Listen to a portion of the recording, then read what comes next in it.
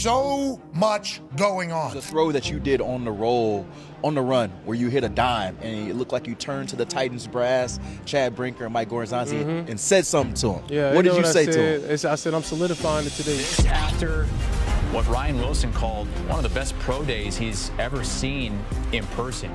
That the Titans have no choice but to take him #1 after his pro day. Infamously, Zach Wilson had an incredible pro day. Yeah. He made a very similar play, made a very similar throw, but for Zach Wilson, it didn't translate. Heading into the 2024 offseason, few had Cam Ward penciled in as the top quarterback in the 2025 draft class. Being doubted has followed him at every stage. But after lighting it up for Miami and finishing 4th in Heisman voting, Ward has flipped the script. Now he's the name flying up the draft boards, and some say he's even QB1. Others aren't sold. So what is the truth though? Well, in today's video, we're gonna go over what they aren't telling you about Cam Ward.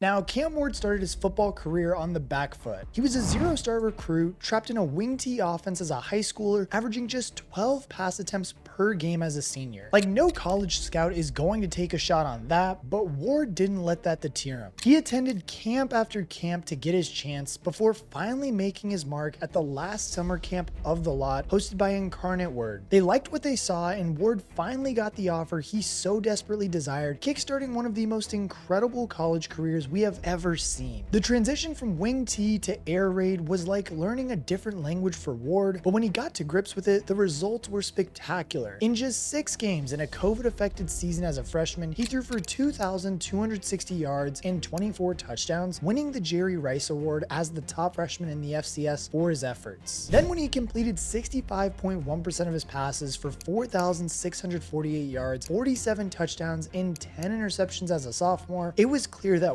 Ward's talents were being wasted at the FCS level. He had won Incarnate Word their first ever outright Southland Conference title, but now it was time to test his talents against FBS opponents. Ward decided to follow his head coach Eric Morris to Washington State, stepping into the Pac-12 spotlight for the 2022 season and proving that he belonged there. He entered playing behind a pretty shaky offensive line that featured 2 freshman tackles and a walk-on guard, but Ward showcased the creativity and the toughness that we have come to know and love, completing 64.4% of his passes for 3,231 yards, 23 touchdowns, and 9 interceptions. It was an absolute rock-solid start to life in the FBS for Ward, laying the foundations for yet more improvement 1 year later. And as that 4th-year starter, Ward opened the 2023 season with 4 straight wins, tossing 13 touchdowns and 0 interceptions in the process. The best of these was a 38-35 thriller against Oklahoma State, in which Ward showed off his clutch game-changing ability by completing 82.4% of his passes for 404 yards and 4 touchdowns, while also picking up another score on the ground. 7 losses from their last 8 games, however, though, resulted in an underwhelming 5-7 record for the 2023 season. Nevertheless, though, Ward had improved his personal tally to 3,735 yards, 25 touchdowns, and 7 interceptions on a 66.6% completion rate.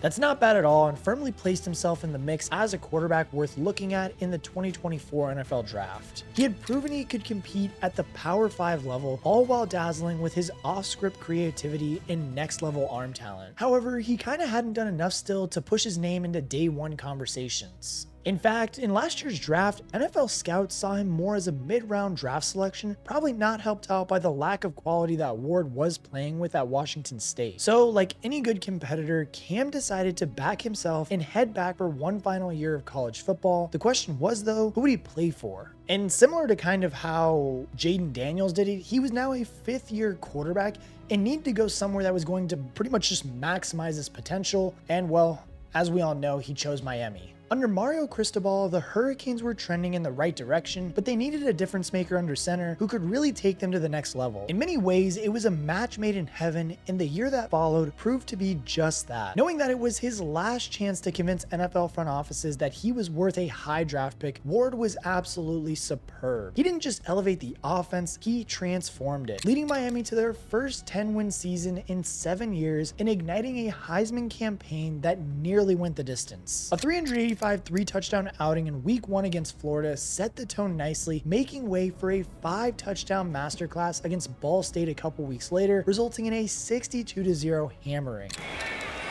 Ward to throw again. To George again. Motion. Ward to throw. Has his tight end over the middle. 21. No, instead it's Ward to throw.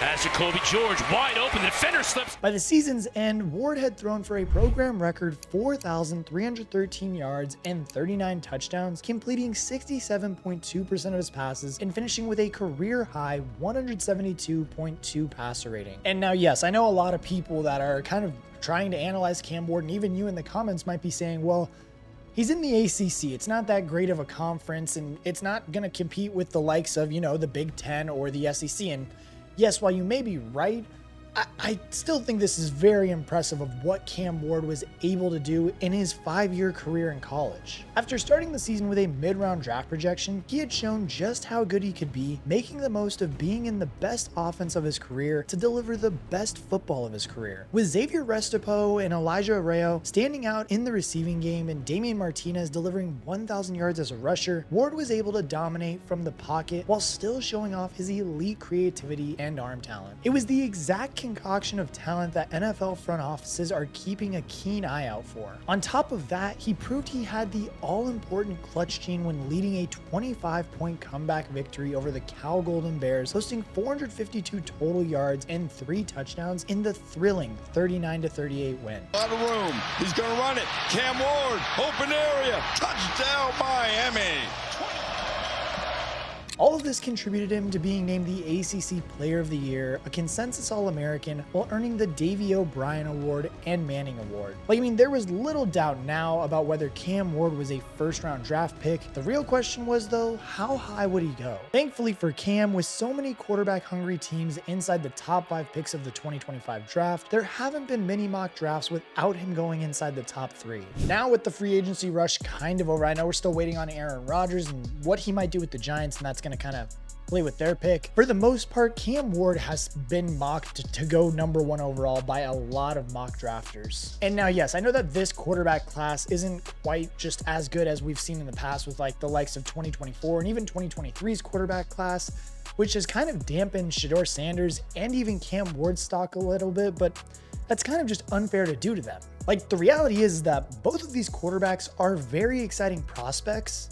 And not only that, but they're both well worth of top 5 picks in this year's draft. And honestly, they are just leaps and bounds better than the next tier of quarterbacks that are inside of this draft class. As we all know, Cam is the guy most commonly mocked to go first overall, largely due to his impressive arm strength and playmaking ability. He can easily reach the deepest pockets of the field, and he can fire the ball into tight windows extremely well. Honestly, though, the most impressive element of his arm talent, though, is his ability to manipulate his frame and arm angle to get the ball to his target and still do so with such a good velocity. Truthfully, it is this skill set that makes scouts and draft analysts so excited, as it allows them to dream of Ward turning into just some of the studs we see as the top of the sport today, such as Patrick Mahomes, Josh Allen, and even Lamar Jackson. This is also the area that Cam Ward differs from his rival at the top of the 2025 class the most. Shedeur Sanders is known for having average arm strength, which is by no means a deal breaker, but it does mean he can't get away with some of the stuff that Cam can. Not only does Ward's impressive arm allow him to make good passes while under pressure and on the move, but that added velocity gives him an additional margin for error, making up for any times he gets to his target just a touch too late. As for Sanders, his weaker arm could lead to the pass being intercepted or just broken up, whereas Ward's extra bit of zip can slot it into that small window just in time. As we all know too, Ward is also known for his playmaking and creativity when the play breaks down. According to PFF also, Ward's passing grade ranks 7th in the nation when holding onto the ball for more than 3 seconds, and he also has an uncanny knack for avoiding sacks on these plays. It's this elusiveness that is also reminiscent of how many of the best quarterbacks in the NFL operate today, and it will certainly make his life a little bit easier if he winds up on a team with a lackluster offensive line, which is often the case for quarterbacks going very high in the draft. On top of being able to turn a negative play into a positive one, Ward is really effective at passing over the middle of the field and layers his passes with a beautiful touch.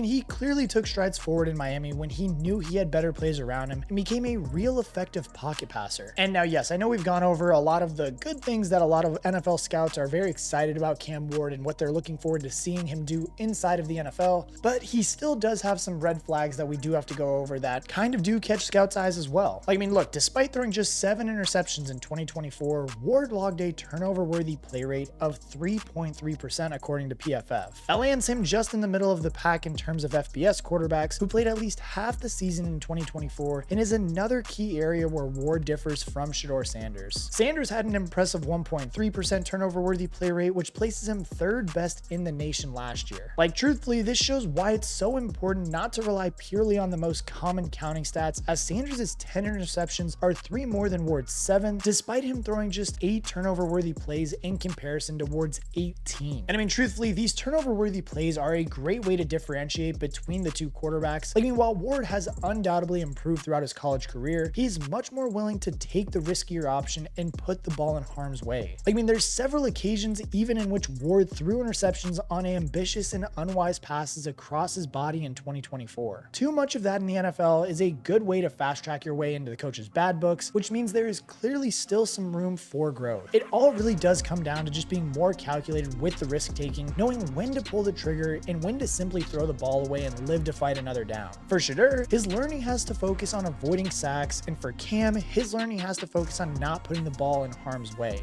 We often see quarterbacks with hero ball tendencies emerge from the college level, and there's a wide range of outcomes in terms of how that can play out at the pro level. Patrick Mahomes famously benefited from learning for a year after being taken 10th overall by Kansas City, before going on to become arguably one of the most talented quarterbacks we have ever seen. And at the other end of the spectrum, well, we have players like Zach Wilson who wowed people with their incredible playmaking, only to struggle with the decisive timing-based in-structure element of the NFL that is so crucial, going on to become a bust shortly after draft day. Ward is way more advanced at these quarterback fundamentals than Wilson was, but it is certainly an area that he needs to improve on, and is the primary area for his game that falls behind Shedeur Sanders. Like, it's really this range of outcomes that slots Cam Ward into the boom-bust category. Like, if he hits, the lucky team to draft him will get a creative, mobile, and strong-armed playmaker who can take over games and keep defenses guessing. But if he can't temper his hero ball tendencies and continues to put the ball into dangerous situations, then NFL defenses will undoubtedly make him pay. It's that upside that explains why Cam Ward is the popular pick to go 1st overall in the upcoming 2025 draft. With his big arm and playmaking ability, he truly has the potential to transcend into a top 5 quarterback in the NFL, and the kind of player you can win a Super Bowl with. And don't get me wrong, because Shedeur Sanders also has that potential, but it will come in a slightly different package. While he won't wow you with his strong arm and playmaking ability, he can absolutely slice and dice the defense up in the right system, and there are plenty of NFL coaches who will want his skill set. That ability is what gives him a higher floor and makes him the perceived safer prospect, but we know that teams always shoot for the upside, which is why Cam Ward is probably going to be the #1 overall pick on draft night.